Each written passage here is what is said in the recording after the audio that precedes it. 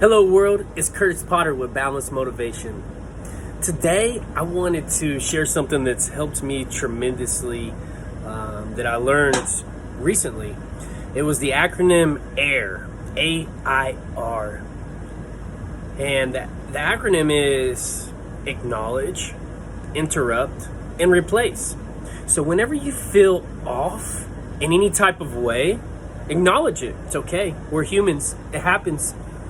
But you got to interrupt it and replace it, because a lot of successful people will tell you that one of their biggest contributes to their success is handling the crap that life threw at them, but reacting versus responding in a quickly fashion. So instead of letting it just beat you down for days and days and weeks, everyone goes through life.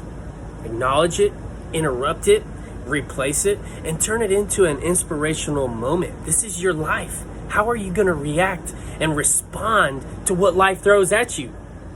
Well, you know what? If you're listening to these videos, I have faith that you're a winner and you're an overcomer, and you can excel even through those hard moments, because that's what life's all about.